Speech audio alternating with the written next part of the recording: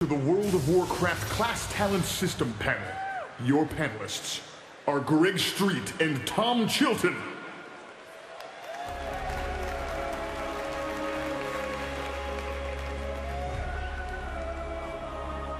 Hello again, BlizzCon.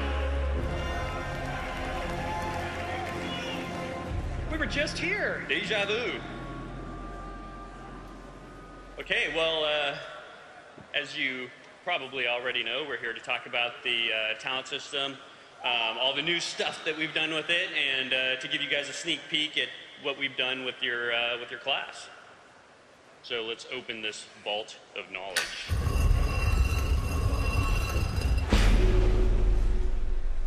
Or vault of idiocy, whatever, you know. All right, so Talents 2.0. We spent a little bit of time talking about this in the preview panel, the World of Warcraft, Mists of Pandaria preview panel.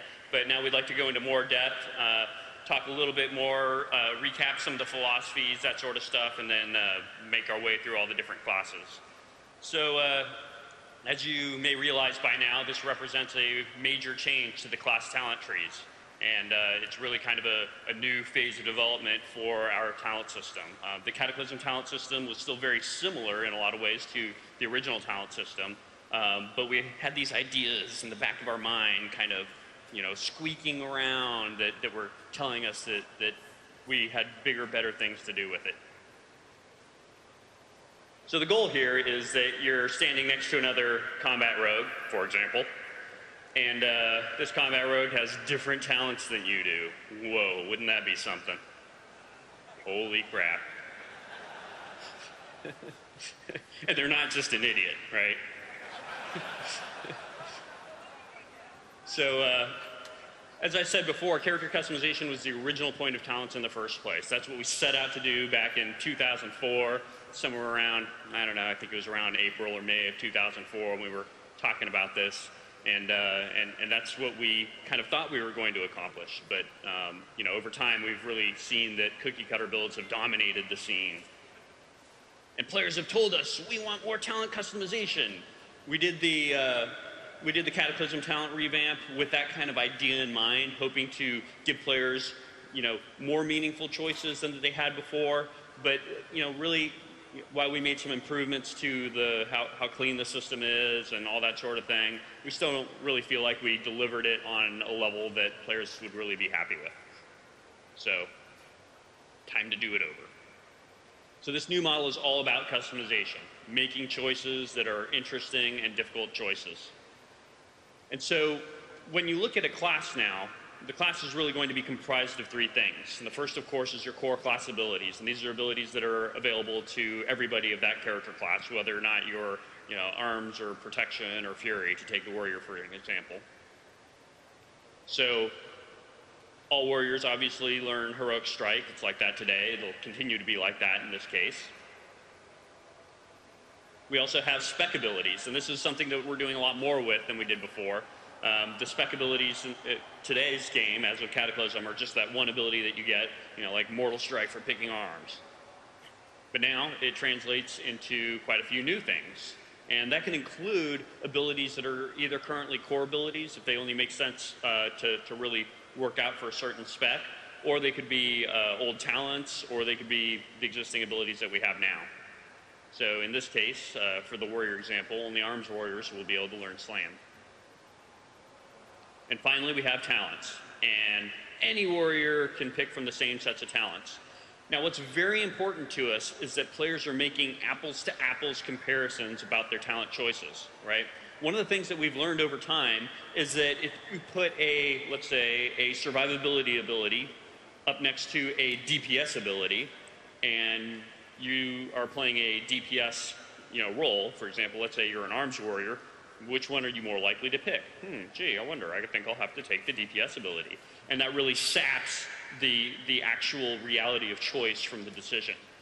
However, what we feel like is if we present you with three different options that are apples-to-apples comparisons, for example, three different survivability abilities, and say, here they are, here's three of them, they're all cool in different ways, pick one, then there's only so wrong you can go with that, right? It becomes more of a choice of of your style of play, what abilities appeal to you more as a player, and those choices can really actually add up to create a very different character once you look at your character overall.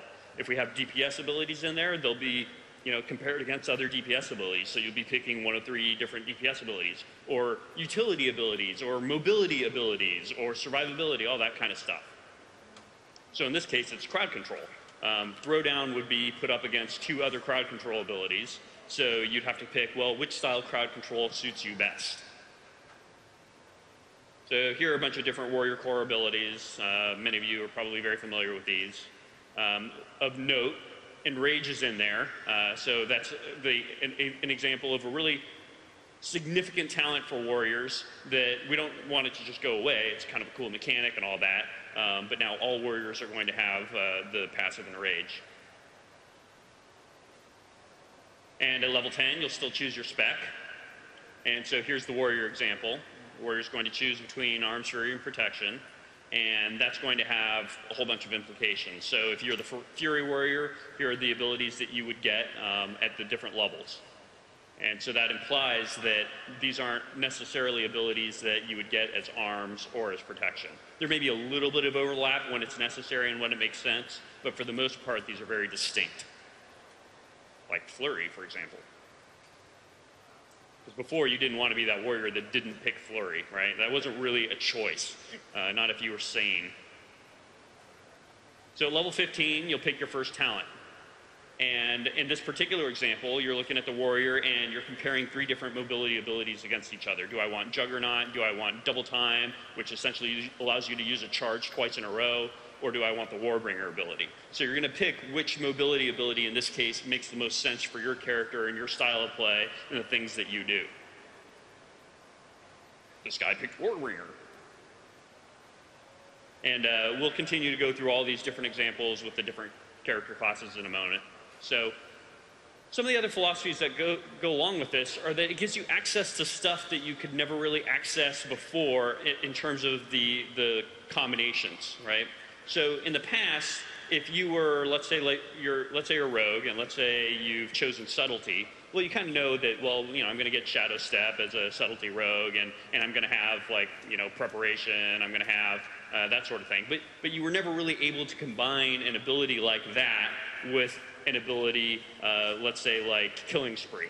And because these different talents are now going to be able to play against each other in the same tree, you'll be able to create all kinds of new combinations of the cool talents that there already are in the game that are really meaningful in ways that you never could before.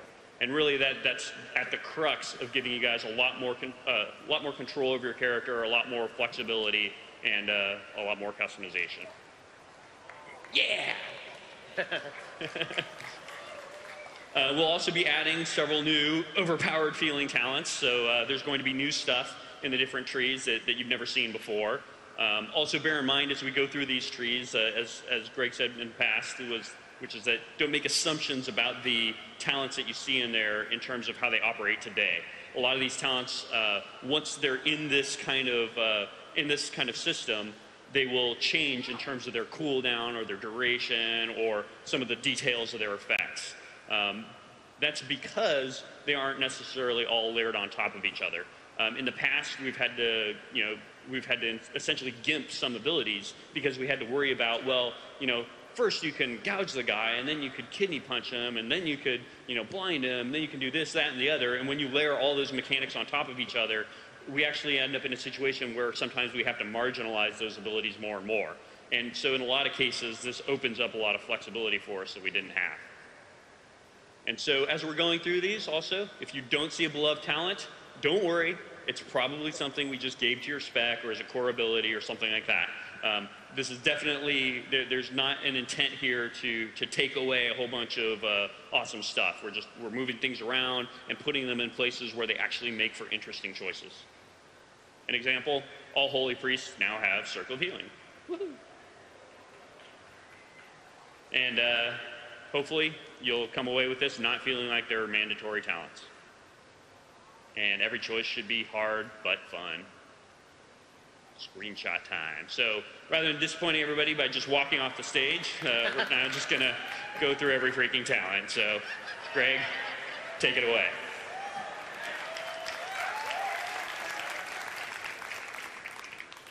We're going to iterate a lot on these individual talents. Obviously, these are not set in stone. You guys haven't even played them yet. Don't get too obsessed about the numbers or, oh my God, 2-minute cooldown, that's OP. We can get to all that. Try to look at the spirit of the talent, what we're trying to do. We have 10 classes. The monk talent tree wouldn't mean anything to you guys anyway, so we'll skip that one. We still have 10 others.